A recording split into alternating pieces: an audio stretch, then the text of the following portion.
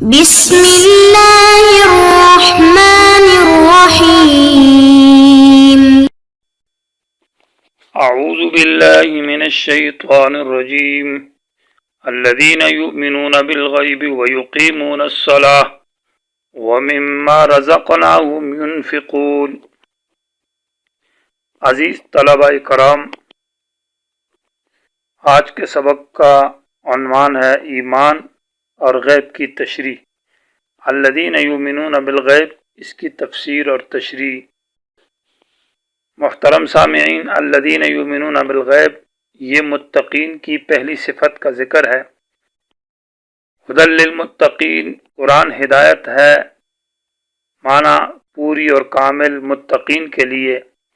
تو متقین کون لوگ ہیں؟ الذین یؤمنون بالغیب، جو یقین کرتے ہیں غیب کی باتوں پر، یعنی وہ باتیں جو وحی کے ذریعے ہمیں معلوم ہے۔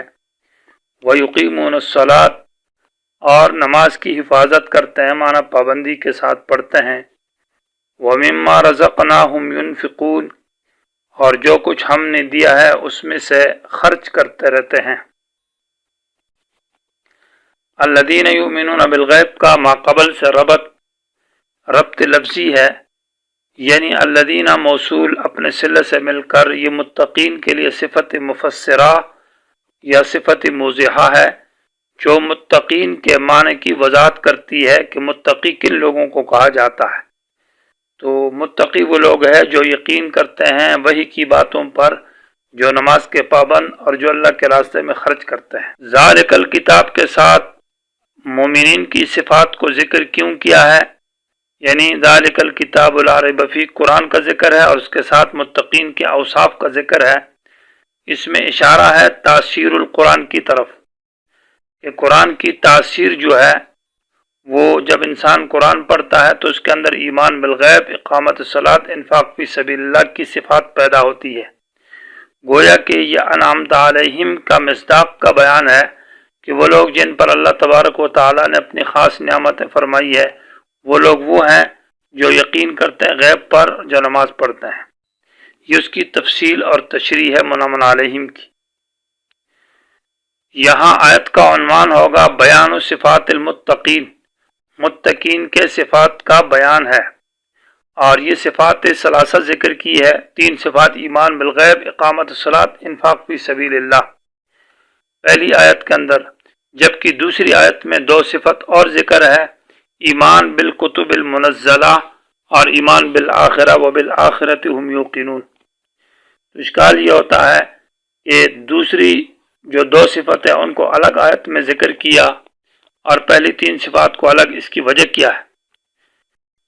تو اس کا جواب یہ ہے کہ اصل جو متقین کی صفات ہے، جو مرکز صفات ہے، جو جامع صفات ہے، وہ یہ 3 ہے۔ وہ دوسری 2 صفت جو ہے ایمان بالکتب المنزلہ اور ایمان بالآخرہ، وہ انہی ایمان بالغیب کے اندر داخل ہے۔ ان کو گویا کہ تصریح بما علم ضمناً کے طور پر ذکر کیا گیا ہے بات میں، اس کا مقصد بعد میں بتایا جائے گا۔ قرآن مجید میں آیت البر کے اندر متقین کی 10 صفات ہے اور مختلف مقامات پر مختلف صفات کا ذکر کیا ہے، لیکن یہاں پر 3 کا انتخاب کیا ہے۔ اس کی وجہ یہ ہے کہ جامع صفات یعنی مرکزی صفات وہ 3 ہے، باقی صفات جو ہے نا وہ سب ان کے اندر داخل ہے، اور سورہ بقرہ یہ جامع ترین صورت ہے، اس لیے اس میں وہ مرکزی صفات کو ذکر کیا۔ پہلی صفت یؤمنون بالغیب کی، وہ ایمان رکھتے ہیں غیب پر۔ یؤمنون مشتق ایمان سے اور ایمان امن سے، امن مجرد سے بمعنی بے خوف اور بے خطرہ ہونا۔ افامن اہل القری، یا یہ بے خوف اور بے خطر ہیں، اور مجرد مزید سے آمن یؤمن ایمانن کے 2 معنی ہیں، ایک معنی لغوی ہے اور ایک معنی شرعی ہے۔ معنی لغوی ایمان کا یقین کرنا، تصدیق، اعتماد اور باور کرنا، یعنی کسی کی بات پر اعتماد کرنا، اور اس کے صلے میں عام طور پر لفظ لام آتا ہے، جیسے ہے افتطمعون ان یؤمنوا لکم، کیا آپ امید رکھتے ہیں کہ آپ کی وجہ سے بات مان لیں گے؟ اور سورہ یوسف کے اندر ہے وما انت بمؤمن لنا، اپنے والد سے حضرت یعقوب علیہ السلام کے بیٹوں نے کہا آپ ہماری بات پر اعتماد نہیں کرتے، ولو کنا صادقین۔ سورۃ توبہ میں یؤمن باللہ و یؤمن للمؤمنین، تو جب بات صلے میں آتی ہے تو وہاں ایمان شرعی مراد ہے، اللہ پر یقین رکھتے ہیں اور مومنین کی بات مانتے ہیں۔ دوسرا معنی ایمان شرعی ہے، اس کے صلے میں با آتی ہے، اور ایمان جب لغوی معنی میں ہو تو اس کے صلے میں لام آتا ہے۔ ایمان شرعی کا معنی تصدیق بجمیع ما جاء بہ النبی صلی اللہ علیہ وسلم وعلم قطعا، تصدیق کرنا ان تمام باتوں پر، یعنی وہ عقائد، اعمال اور احکام اور معاملات، معاشرات، سیاسیات، احکام، ان تمام پر جو نبی علیہ الصلوۃ والسلام لے کر آئے اور ہم تک پہنچی ہے قطعی اور یقینی طور پر، یعنی اس میں شک شبہ نہیں ہے۔ لہذا اگر حدیث ضعیف ہے اور کمزور بات ہے، جو قرآن و سنت کے وہ مسائل جو ہمیں یقین سے معلوم ہے ان پر تصدیق کرنا تو ایمان ہوگا۔ لہذا جو ہمیں قرآن و سنت سے صحیح طور پر معلوم نہیں ہے، حدیث ضعیف ہے، کمزور ہے، تو اس پر ایمان شرط نہیں ہے۔ اس ایمان شرعی کے لیے اقرار بھی شرط ہے کہ تصدیق دل سے ہو اور زبان پر اس کا اقرار ہو، اور ساتھ ساتھ اس کے اوپر عمل بھی ہو۔ امام بخاری رحمۃ اللہ علیہ نے جو ایمان کی تعریف ذکر کی ہے تو ایمان کے بارے میں کہا قول و عمل، اور قول اور عمل ہے یزید و ینقص، جو کم بھی ہوتا ہے جو زیادہ بھی ہوتا ہے۔ چونکہ اعمال ایمان کے اندر داخل ہیں اور اقرار بھی ہے، ایمان کے اندر شرط ہے، تو اقرار اس وقت شرط ہے جب کوئی انسان مطالبہ کرے، کسی سے پوچھے کہ آپ کا عقیدہ اور عمل کیا ہے، تو اس وقت اقرار شرط ہے۔ ہر وقت اقرار کرتا رہے یہ ضروری نہیں ہے، ہاں تصدیق ایسی چیز ہے جو دل کے اندر ہے، وہ ہر وقت اس کا ہونا ضروری ہے۔ اور اعمال ایمان کے اندر داخل ہیں، تو اس اعتبار سے کہ عمل ایمان کے اندر داخل ہے، اور با کے ساتھ جو مومن بھی ہے جس پر ایمان لایا جائے، ایمان اللہ پر، کتابوں پر، فرشتوں پر، کتاب سب پر، تو مومن بھی کے اعتبار سے اور اعمال کے اعتبار سے اور اقرار کے اعتبار سے ایمان میں کمی اور زیادتی ہوتی ہے، کیونکہ جس کے اعمال زیادہ ہے مکمل ہے تو اس کا ایمان زیادہ ہے، جس کے کم ہے تو اس کے اعمال، اس کا ایمان کم ہے۔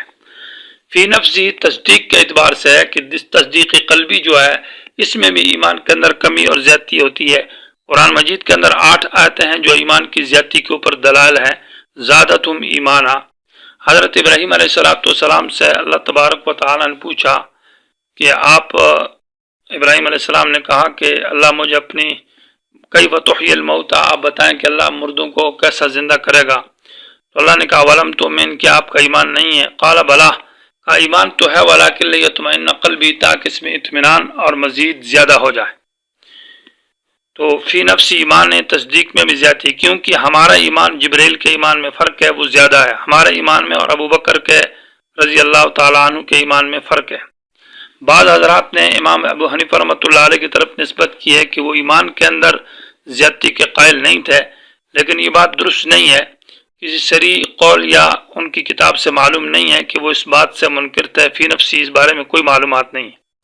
لہذا ایمان شرعی وہ ایمان ہے جو انسان کو دنیا اور آخرت میں کام آتا ہے، اور قرآن مجید میں جب ایمان کا ذکر ہوتا ہے تو کبھی مومن بھی کو ذکر کیا جاتا ہے با کے ساتھ، اور کبھی نہیں ذکر کیا جائے۔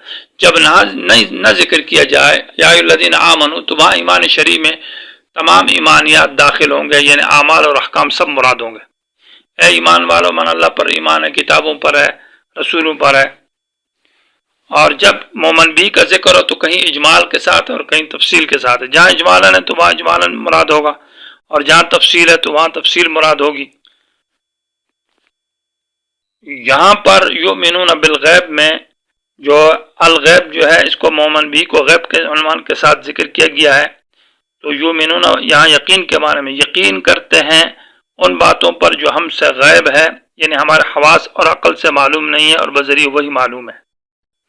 تفسیر قرطبی رحمہ اللہ نے الغیب کی تفسیر ذکر کی ہے، وہ حدیث جبریل کو ذکر کیا ہے کہ جبریل علیہ السلام نبی علیہ السلام کے پاس آئے، بہت سارے سوالات کیے، ان میں ایک سوال کی عمل ایمان کیا ہے، تو آپ علیہ السلام نے کہا تو من باللہ و ملائکتی و کتبی و رسولہ، ہاں اللہ پر ایمان، رسولوں پر، کتابوں پر، قدر خیر اور شر پر، تقدیر، یہ تمام جو ہے الغیب اسی کو شامل ہے اور یہ اس کی تفسیر ہے۔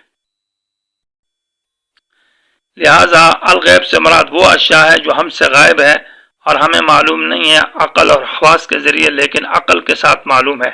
تو معنی کیا جائے گا یؤمنون بالغیب، جو یقین کرتے ہیں ان باتوں پر جو ہم سے غیب ہے اور بذریعہ وحی معلوم ہے۔ الغیب کی تحقیق یہ ہے کہ لفظ غیب جو ہے یہ وحی کے معنی میں ہے۔ سورہ طور آیت نمبر 39، سورہ نجم آیت نمبر 31 اور سورہ تکویر آیت نمبر 24 کے اندر وما ہوا علی الغیب بضنین، یعنی وحی کی باتوں پر یہ پیغمبر بخل نہیں کرتا۔ تو غیب بمعنی وحی کے ہے۔ اور الغیب کا دوسرا معنی ہے، غیب یہ مصدر ہے مبنی للفاعل بمعنی الغیب کے، وہ شے جو ہم سے غائب ہے، یعنی ہمیں اسباب سے بھی معلوم نہیں ہے، نہ حواس سے معلوم، نہ عقل سے معلوم، نہ وحی سے معلوم، یہ غیب حقیقی ہوگا۔ اور اصول کے اندر بھی یہ تفصیل گزری ہے۔ سورہ نمل کی آیت میں ہے قل لا یعلم من فی السماوات والارض الغیب الا اللہ، یعنی وہ چیز جو آسمان و زمین میں معلوم نہیں ہے، غیب حقیقی، وہ صرف اللہ ہی کو معلوم ہے۔ تیسرا معنی غیب بمعنی وہ چیز جو ہمیں حواس اور عقل سے معلوم نہیں ہے لیکن وحی کے ذریعے سے معلوم ہے۔ کوئی چیز مثلا دیوار کے پیچھے ہے، وہ ہمیں معلوم نہیں، اس کو جب دیکھتے ہیں تو پھر معلوم ہو جاتی ہے۔ یا یہ ہے کہ دور سے ہم نے دھواں دیکھا تو یہاں پتہ چلا کہ یہاں کھانا پک رہا ہے۔ تو اس یا حواس اور عقل کے ساتھ معلوم نہیں لیکن وحی کے ساتھ معلوم ہو، اس کو غیب اضافی کہتے ہیں۔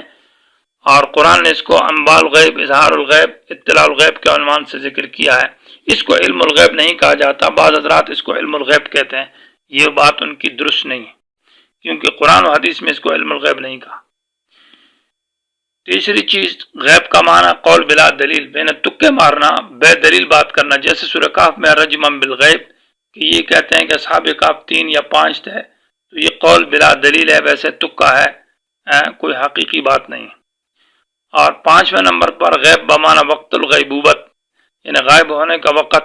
سورہ نساء کے اندر ہے حافظات للغیب، یعنی وہ عورتیں اپنے خاون کی حفاظت کرتی ہیں اور اس کے مال کی اور جان کی خاون کے غیب ہونے کے وقت میں۔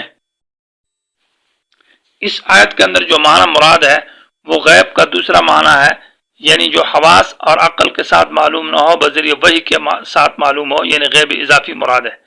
تو یؤمنون بالغیب کا معنی ہوگا جو یقین کرتے ہیں ان باتوں پر جو ہم سے غائب ہے اور بذریعہ وحی ہمیں معلوم ہے۔ بعض حضرات نے الغیب کی تفسیر القرآن کے ساتھ بھی کی ہے، بعض نے الجنت، جہنم، تو یہ سب وحی کے ذریعے ہمیں معلومات ہے۔ یہاں الغیب کو مومن بھی کو الغیب کے عنوان سے کیوں ذکر کیا، اس کی کیا وجہ ہے؟ تو اشارہ ہے تاثیر القرآن کی طرف کہ جو انسان قرآن پڑھتا ہے تو قرآن کے پڑھنے کی وجہ سے انسان پھر غیب کی باتوں پر جو بذریعہ وحی کے معلوم ہے ان پر ایمان لاتا ہے۔ لہذا یؤمنون بالغیب کا یہ معنی ہوگا کہ یقین کرتے ہیں ان باتوں پر جو ہم سے غائب ہے اور بذریعہ وحی معلوم ہے۔